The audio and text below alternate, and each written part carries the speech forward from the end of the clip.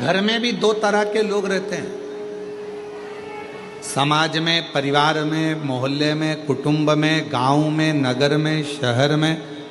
दो विचार के लोग रहते हैं। एक देव बुद्धि के लोग रहते हैं, एक राक्षस बुद्धि के लोग। और प्रतिदिन अपने घरों में अपन हो सकता है कि कोई का स्वभाव क्रूर हो, राक्षस प्रवृत्ति का हो, असुर प्रवृत्ति का हो, थोड़ा क्रोधीला हो, और किसी किसी का स्वभाव एकदम नम्र, देवताओं की तुल्य, गौ माता के तुल्य अच्छा हो, श्रेष्ठ हो,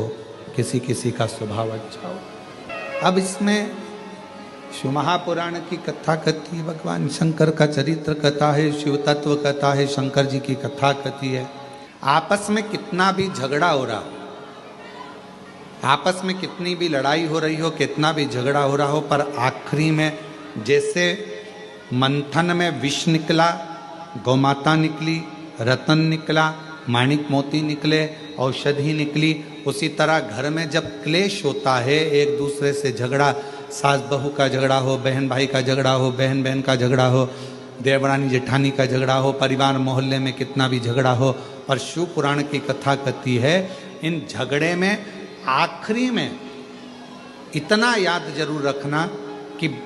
सब निकल जाए मन का मेल, तब अमृत जरूर निकलना चाहिए, मतलब एक दूसरे में साझा जरूर होना, तब एक दूसरे से साझा बनाओ। जेठानी से कितना भी झगड़ा हो जाए ना, देवरानी से कितना भी झगड़ा हो जाए, सास बहू का कितना भी झगड़ा हो जाए, भाई भाई का कितना भी झगड़ा हो जाए,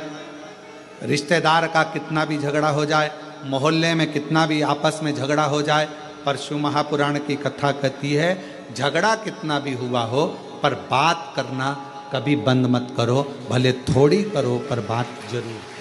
क्यों? कितना बड़ा भी झगड़ा हो उसका अंत बातों से होता है। हम क्या करते हैं कि झगड़ा हुआ तो बात करना बंद कर देते हैं,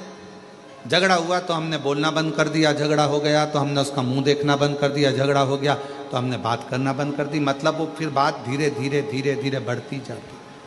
और वो झगड़ा फिर आखिरी में बहुत बड़ा घात उत्पन्न करता है, घर को, परिवार को, कुटुंब को, नातों को, रिश्तों को तोड़ देता। बात करना कभी बंद मत करो, थोड़ा थोड़ा चर्चा, थोड़ी थोड़ी बातें चलते रहे। कभी सीखिएगा अपने जीवन में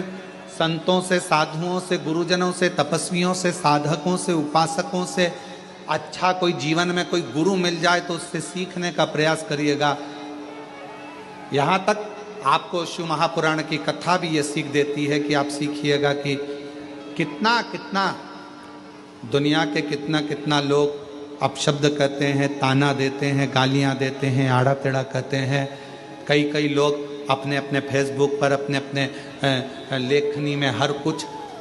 हमारे लिए हो चाहे बाबा के लिए हो लिख देते हैं, और वो लोग फिर दूसरी बार धाम पर आते हैं, पर हम कभी भी उनसे इस तरह की बात नहीं करते कि तुमने क्या लिखा। हम उनका सम्मान ही करते हैं, उन्होंने जो लिखा अपनी मर्जी से। कभी तो बाबा कृपा करेगा। दुनिया के लोग न्याय करने में जल्दबाजी कर सकते हैं, पर मेरा शंकर भगवान, मेरा कुबरेश्वर बाबा एक ना एक दिन न्याय जरूर करते हैं। किसी ने हमको गाली दी है तो उसको भी एक ना एक दिन गाली खाने को मिलती ही है। किसी ने हमको अपशब्द कहा तो उसको भी एक ना एक दिन अपशब्द सुनने को मिलता ही है।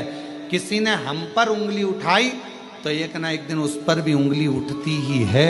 ये विचार अपने अंदर, आप शंकर के भक्त, आप विद्वान हैं, आप किसी पर उंगली उठा रहे हो तो एक दिन कोई बड़ा विद्वान आपको भी मिलेगा, आप पर भी उंगली उठाए, फिर उसको भी कोई मिलेगा तो वो भी उंगली उठाए। इसलिए अपने निर्णय को, अपने न्याय को परमात्मा पर छोड़ दो, हम उसके आश्रित।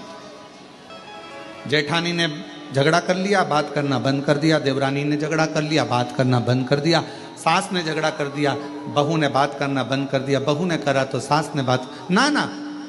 आपस में बातचीत चालू रहने दो। कभी ना कभी ये झगड़ा एक ना एक दिन ठंडा होगा, और जब ठंडा होगा तब फिर आप और दुनिया के लोग फिर एक